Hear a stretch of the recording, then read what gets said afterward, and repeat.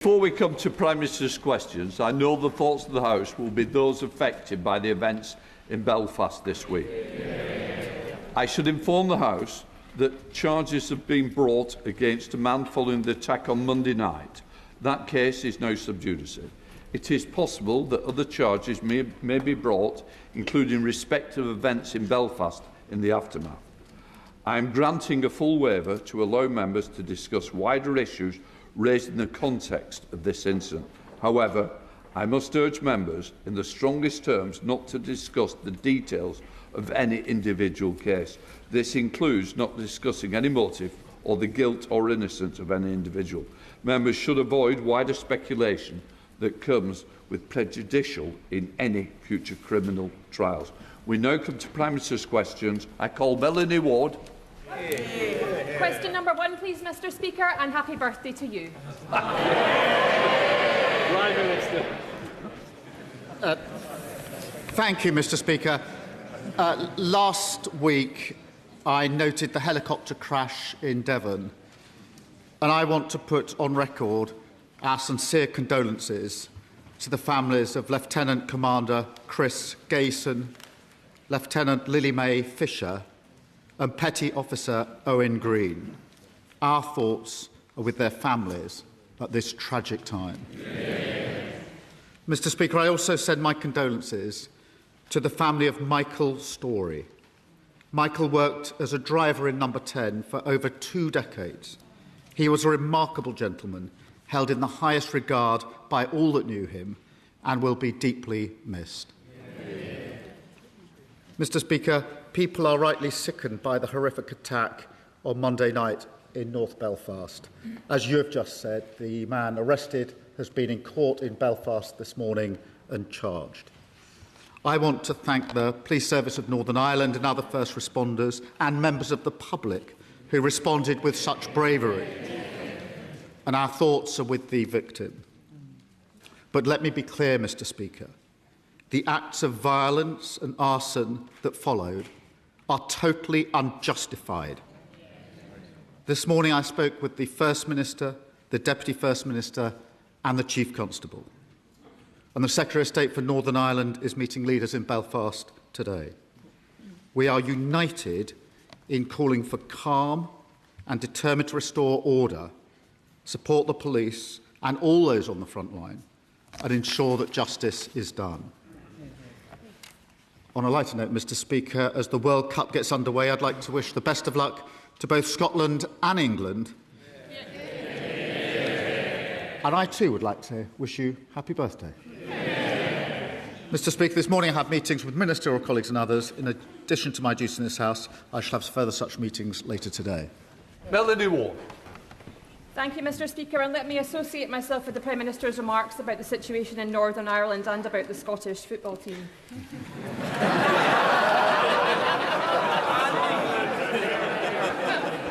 Mr. Speaker, the existence of Israeli settlements and settler violence against Palestinians is a major and deliberate impediment to peace. By working with Israeli human rights researchers, I have uncovered 32 British charities which are funnelling money to Israeli settlements on Palestinian land.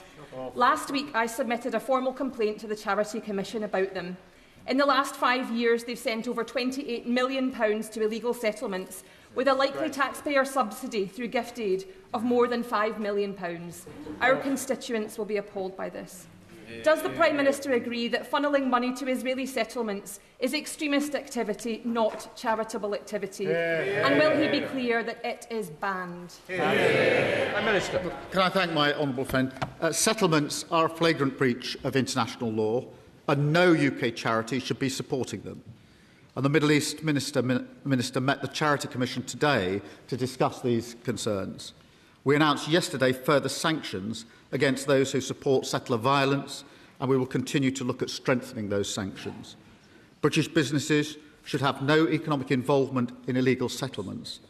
And let me just say, the situation across Palestine remains desperate, and the UK will continue to lead efforts to prevent human suffering and get aid in and preserve the viability of a two-state solution. Leader of the Opposition, Kemi. Mr. Speaker, can I also wish England and Scotland the very best in the World Cup? Can I wish you a very happy birthday, Mr. Speaker, many happy returns. And may I take the opportunity to associate myself with the remarks that the Prime Minister made about the helicopter crash, our condolences to their family and, of course, to the family of Michael Storey as well. Can I also thank him for his short statement on Belfast? The scenes in Belfast are deeply, deeply disturbing. A man is in hospital after a brutal attack, and now families are frightened after a night of violence. There is a live criminal case, so we must be careful about what we say. But we can be clear about this. People have a right to be angry.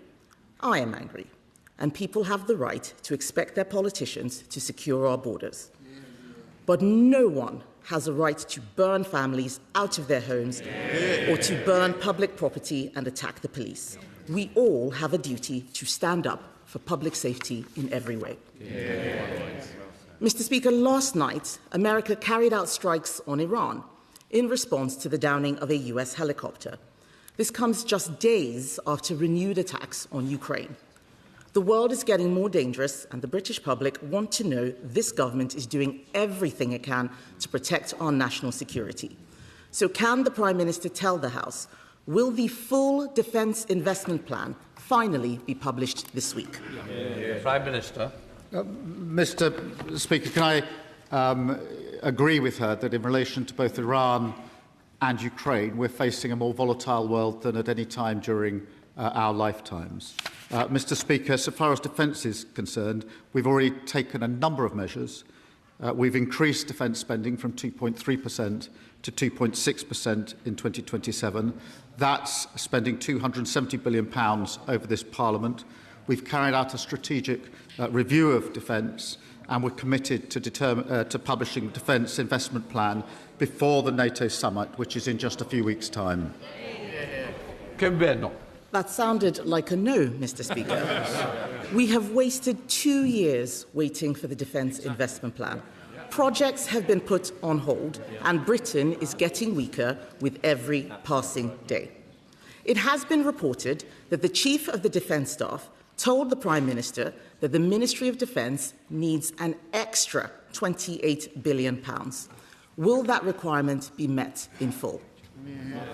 Mr. Speaker, we'll set out the Defence Investment Plan. It's a 10-year plan, and it's the first line-by-line review of defence budgets in 18 years. She's wrong to say it's been delayed by 2 years, Mr. Speaker. The Defence Strategic Review was published a year ago. We've been working through the details to make sure that we get this right. We are the government that has increased defence spending from 2.3 to 2.6%. I remind the party opposite, when they came into power, defence spending was 2.5%, and they took it down to 2.3%. We've taken it up to 2.6%. The defence investment, by 2027, the defence investment plan will be published before NATO. We've already signed 1,400 major defence contracts. 94% of those, Mr. Speaker, are with British businesses. And as the Defence Secretary said, that includes helicopters made in Yeovil, drones in Swindon, armoured vehicles in Telford. And we've also given our armed forces the biggest pay rise in over 20 years. That's Labour making investment to safeguard our national security.